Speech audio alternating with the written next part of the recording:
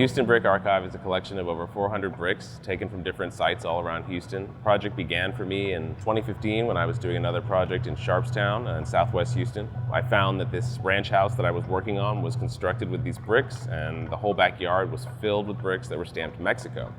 At the time, I thought it was an interesting irony to sort of stumble upon that this neighborhood, which was emblematic of sort of the post-war middle-class dream of America, would be constructed entirely out of earth from Mexico across the border.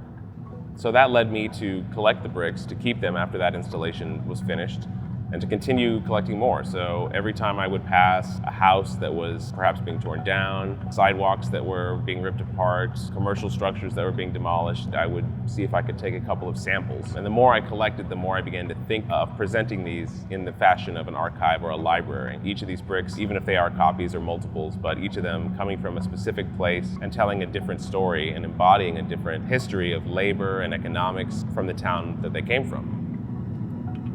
That said, I liked the idea of recontextualizing them in a way that treated them as artifacts, as ancient, as invaluable examples of human history. And that's really what led to me deciding to build an archive that was mobile and that could be transported around and displayed in different places.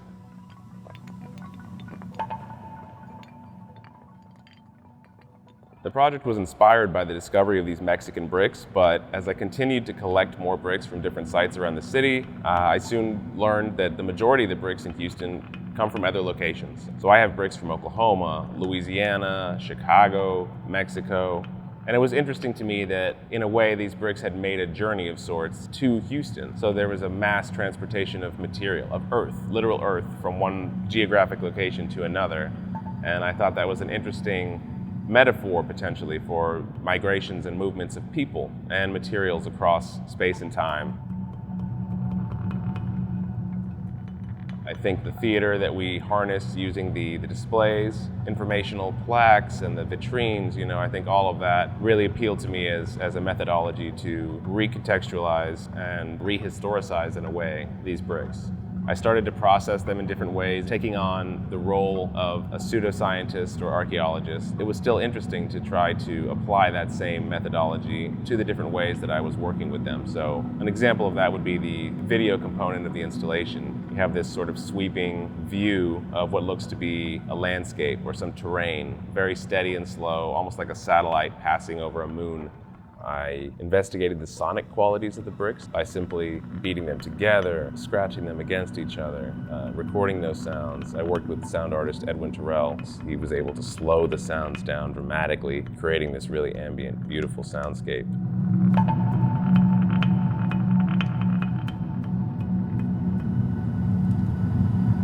And that in turn led me to the idea that the bricks are decaying. The bricks are falling apart slowly. Most of the ones that I found had been part of a structure for decades. And so there's wear and tear, there's damage. Some are broken in half, some are almost completely destroyed. And so there's this return to being earth. The constituent components of all these bricks is clay, is mud, it's concrete. And I love that idea because it kind of tells the full story. There's this cyclical nature of it, beginning and ending. And we are looking at them sort of in the middle. So now they don't serve a function beyond sort of being symbolic in this history.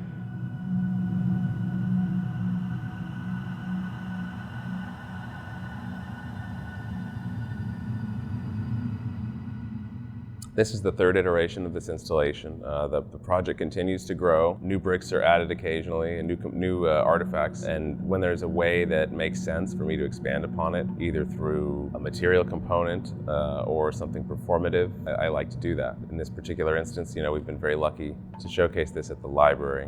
And I just want to thank all of the curators and staff here at the Houston Public Library at the Ideson building for all their help and support in making this happen.